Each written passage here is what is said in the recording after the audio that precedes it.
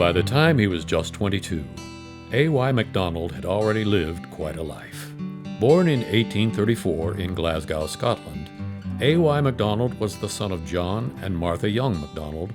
By the age of just 14, he was an orphan and given the added burden of being the sole support of his aging aunt.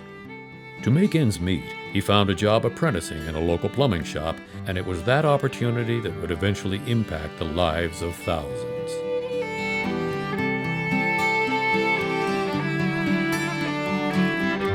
At the ripe old age of 20, he and his aunt packed their bags and left for America. First to Cleveland, Burlington, St. Louis, and eventually north, where he settled in Dubuque, Iowa. The year was 1856, and A.Y. found himself an ocean away from home and ready to launch a career that would forever link his name to the foundry and manufacturing industries. Later that year, A.Y. opened his own plumbing shop in downtown Dubuque, on the north side of 6th Street between Main and Locust. It was a humble, tiny little shop, but it was all his. The A.Y. McDonald Manufacturing Company was born. By 1860, the political mood in the United States had become unstable.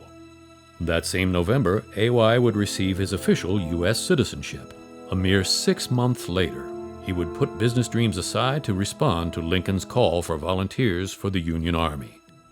It wasn't long before he was in harm's way. A.Y. was held captive for 2 months until he was finally rescued by his brother-in-law, John Morrison, who ventured into Missouri alone by wagon, bringing out A.Y. and 10 others. A.Y. would eventually serve a total of 4 years at the Union Army and receive an honorable discharge at the end of the war. After the Civil War, A.Y. returned home and married Hannah Messner. The two settled into a little house on West 11th and Spruce Street, and the new Mrs. McDonald soon became an important part of the business. A.Y. had ventured into manufacturing of wire-wound drive well points, and much of the wire winding was handled by the couple right at their own kitchen table. As the nation moved west, A.Y. sensed a need for change. Westward expansion meant a growing need for water. A.Y. directed his efforts toward the manufacture of pumps and well points. His hunch paid off, and business began to thrive. Time and time again, A.Y. found a way to advance the industry. Soon, A.Y.'s reputation for quality grew, right along with his reputation for innovation. As A.Y. was doing his job as a plumber, he took the standard monkey wrench and he found ways to improve upon it. One was to make it more adjustable so that he wouldn't have to carry a series of monkey wrenches, he could carry one. He patents it, word gets around about it, and one day, a gentleman, very well dressed, walks into Dubuque asking about the patent and the monkey wrench. And in the end, A.Y. sold that patent for $500, which at that time was an astronomical sum. In 1871, A.Y. would begin a period of expansion, first moving his company to 8th Street and then to larger quarters on 6th Street 2 years later. But as A.Y.'s business was booming, tragedy struck at home. Burglars entered his house. While trying to keep them from escaping, A.Y. was shot in the chest, just above his heart. And in the years ahead, that injury would be the cause of his protracted illness. By 1888, A.Y.'s health had declined to the point that both A.Y. II and J.M. McDonald were asked to leave high school and college and enter the family business. Just 1 year later, A.Y. McDonald resigned as president of the company bearing his name. His nephew, John Morrison II, was chosen to take the reins. 2 years later, A.Y. McDonald died at home at the age of 57. When A.Y. passed away in 1891, they put his casket on a horse-drawn wagon. His co-workers followed that processional and marched all the way up to Linwood Cemetery. They also presented the family with a proclamation from all the employees that basically read, "We know what A.Y.'s dream was, we will continue to work on it, and we will continue to move this company forward."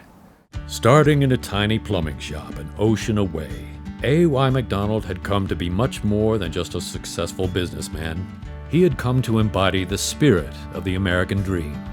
Innovative people invariably lead interesting lives, and that couldn't be any more true than the life of A.Y. McDonald.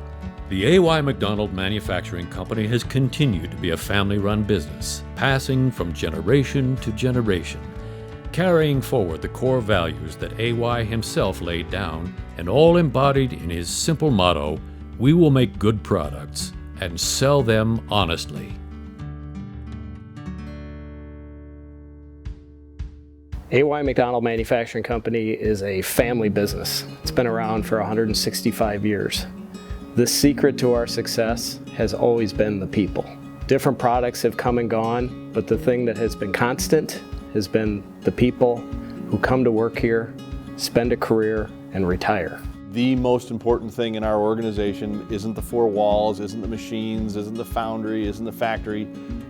It's our coworkers. When you work here, you're important and you're going to be treated like family. It's fun to go to work because you care about the people around you and you're all there to get a job done, and that's what being a family business is all about. A.Y. McDonald is not just a long-standing family-held business. I think there's certain value in that, a tremendous amount of value, that we've been around a long time. We've handled a lot of different economic cycles and market cycles in that. We're well positioned financially and structurally to be able to kind of handle what the economy might throw at us. And it's not been our outcome to cut people because times are challenging and times are hard. If you're gonna say you're a company that runs on people, your actions need to speak louder than your words, and you need to be there for them when they need you. There's something really unique about our culture. I ask people when they start kind of kidding around, "Hey, is everybody treating you okay?" And they give me this look like, yeah, like they haven't experienced that other places.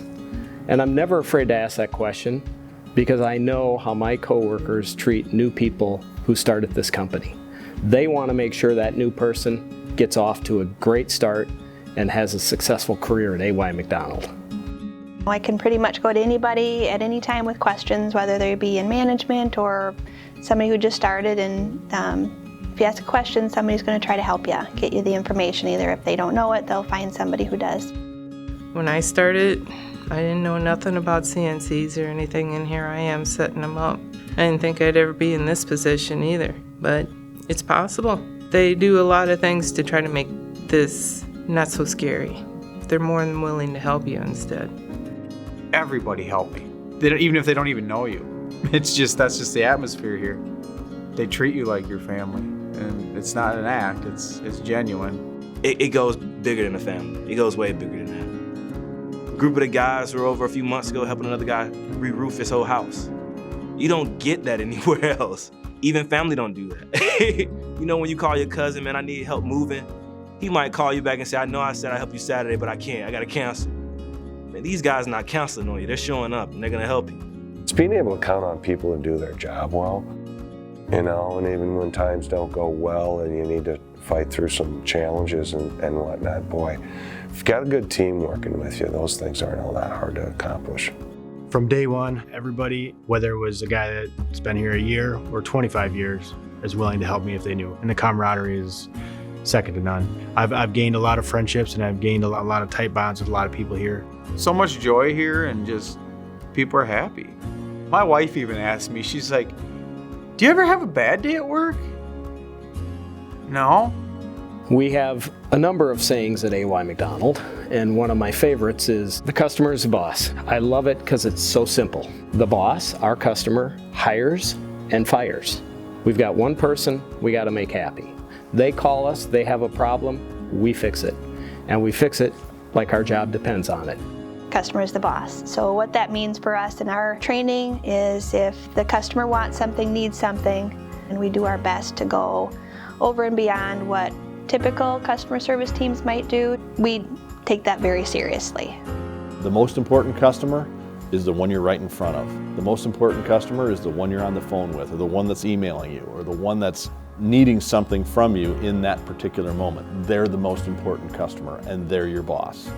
At the end of the day, it's not about whoever sits in our boardroom. It's about the customer and having a satisfying customer experience and doing what that customer needs to make their job easier and make their business more successful. Without what we do, it'll probably be hard for the normal citizen to get proper running water and proper running gas to heat and live their life. These are normal daily necessities we all live and need, and some way I'm having an impact on that, and I'm helping make someone's life a little easier, a little better. There's been thousands of people before us that have helped build this business to what it is today, and us working together, helping one another, is what's going to help take this business further into the future.